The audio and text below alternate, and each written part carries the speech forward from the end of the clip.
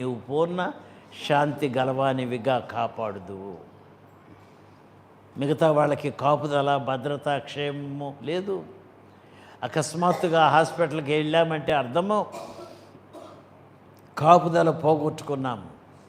కారణము ఇంటిలో ప్రార్థన లేదు, ఇంటిలో చింత దేవునికి చెప్పుకోవటం లేదు. ఎవరి హృదయంలో వారి భారాన్ని మోస్తూ ఉంటే దేవుని సమాధానం ఎక్కడి నుంచి వస్తుంది? ఆత్మ కలిగించే ఐక్యత ఏ ఇంటిలో ఉందో ఆ ఇంటిలోనికి దేవుని సన్నిధి వచ్చింది, దేవుని సమాధానం వచ్చింది. ఆత్మ కలిగించే ఐక్యత లేకుండా, అంటే కుటుంబ ఆరాధన లేకుండా మన అక్కర్లు తీర్చబడవు, మన చింతలు విడుదల పొందవు, మన ఇంటికి జయము రాదు, నెమ్మది రాదు, ఆరోగ్యం రాదు. ఈ పరిస్థితిలో చిన్న రిక్వెస్ట్, తల్ల వంచుకుందాము.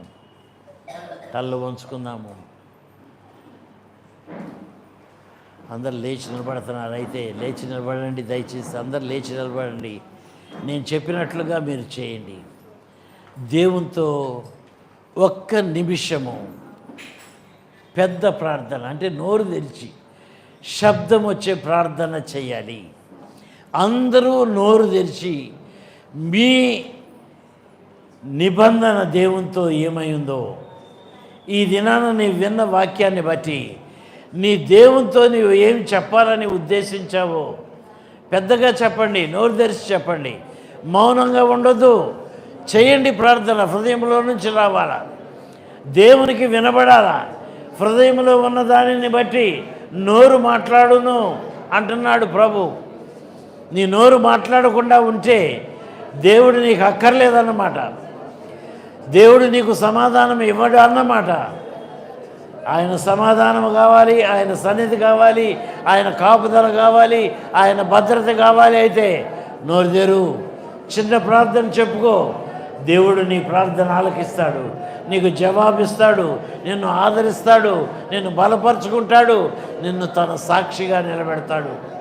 నీ ఇంటిలో జయాన్నిచ్చి ఆయన మహిమను వెల్లడి చేసుకుంటాడు. నీవు దేవుని కొరకు ఆ విధముగా వాడబడాలి అనే మనసుంటే నోరు తెరు, ప్రార్థన చేయి. కొద్ది నిమిషాలు ప్రార్థనలో గడుపుదాము. అందరము నోరు తెరిచి మాట్లాడదాము, దేవునితో మాట్లాడదాము. మాట్లాడకుండా ఎవరు ఉండొద్దు. అడగండి, అడిగిన వారికి తప్పక అనుగ్రహిస్తానని వాగ్దానం చేశాడు. నీవు నాకు మొరబెట్టుము, నేను నీకు ఉత్తరమిచ్చదును. నీవు గ్రహించలేని గొప్ప సంగతులు, గూఢమైన సంగతులు నేను నీకు తెలియజేసేదను. నీకు అర్థం చేసుకోలేనివి నేను నీకు తెలియజేస్తానంటున్నాడు.